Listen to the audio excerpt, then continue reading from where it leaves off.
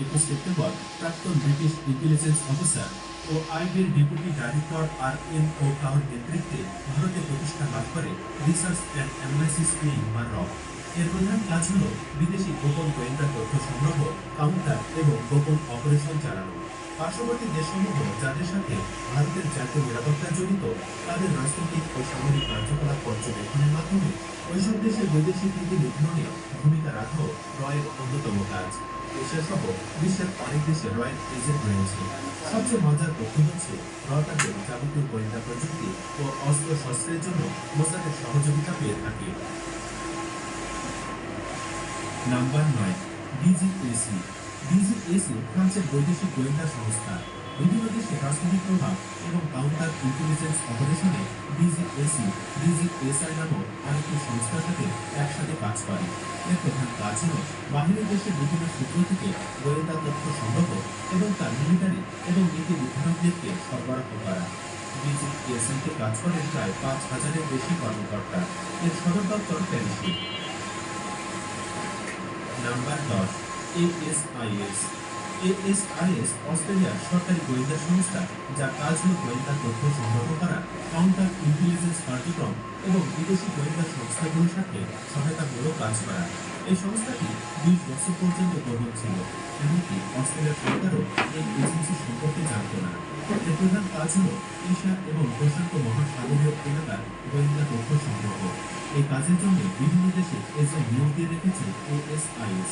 এর অন্যতম প্রধান কাজ হল অন্যান্য গোয়েন্দা সংস্থাগুলোর সাথে একসাথে কাজ করে অস্ট্রেলিয়ার অর্থনৈতিক ও রাজনৈতিক নিরাপত্তা নিশ্চিত করা এবং বাহিনীর যে কোনো হুমকি থেকে দেশের জনগণকে সুরক্ষা দেওয়া। বিশ্বের সবচেয়ে নামকরা এই 10টি গোয়েন্দা সংস্থার মধ্যে বাংলাদেশের একটিও নেই। তবে বাংলাদেশের আইন শৃঙ্খলা বাহিনীর বিভিন্ন গোয়েন্দা ইউনিটের পাশাপাশি স্বতন্ত্র গোয়েন্দা সংস্থাও রয়েছে একাধিক। সেগুলোর মধ্যে অন্যতম দুটি সংস্থা হচ্ছে ডিজিএফআই ও এনএসআই। সংস্থা দুটি জাতীয় নিরাপত্তা নিয়ে কাজ করে, তবে তারা এখনো বিশ্বের দরবারে খুব বেশি একটা সুনাম অর্জন করতে পারেনি। পরিশেষে আপনার কাছে জানতে চাই, ভিডিওটিতে আলোচিত এই 10টি গোয়েন্দা সংস্থার মধ্যে সবচেয়ে দুর্ধর্ষ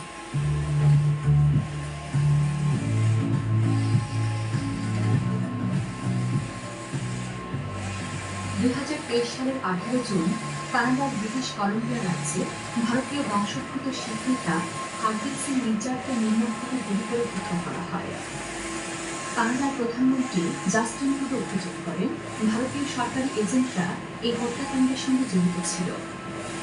এরপরে বিশ্বব্যাপী আলোচনায় আসে ভারতীয় গোয়েন্দা সংস্থা রয়ের নাম। প্রতিবেশী দেশগুলোর কাছেও এক আতঙ্কের নাম ভারতের এই বৈদেশিক গোয়েন্দা সংস্থাটি। পাকিস্তান, শ্রীলঙ্কা এবং নেপাল সহ অনেক দেশের অভিযোগ প্রতিবেশী দেশগুলোতে রাজনৈতিক হস্তক্ষেপ করছে। এছাড়াও সহিংসতার সঙ্গে জড়িত নিষিদ্ধ গোষ্ঠীগুলোর সাথেও আঘাত করেছে এই সংস্থাটি। জেনে অবাক হবেন, বাংলাদেশের স্বাধীনতা যুদ্ধেও রয়ের গুরুত্বপূর্ণ ভূমিকা ছিল। বিশ্বপ্রান্তরের আজকের ভিডিওতে আমরা ভারতীয় গোয়েন্দা সংস্থা র সম্পর্কে নানা জানা অজানা তথ্যই জানব।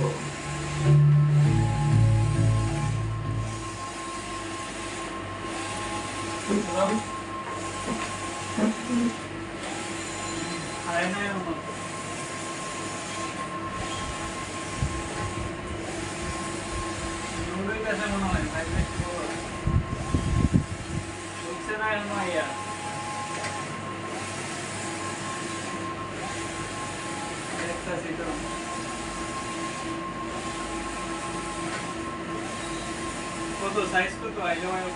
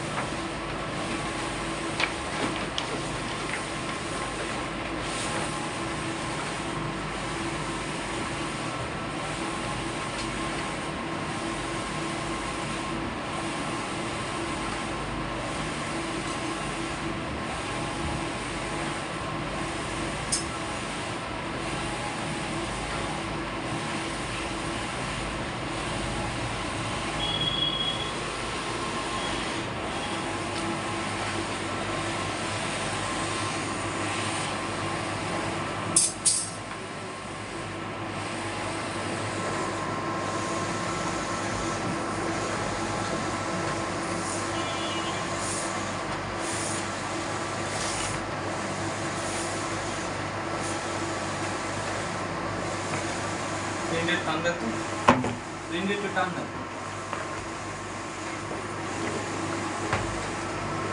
কত লম্বা ভিডিও আপলোড দিতে হবে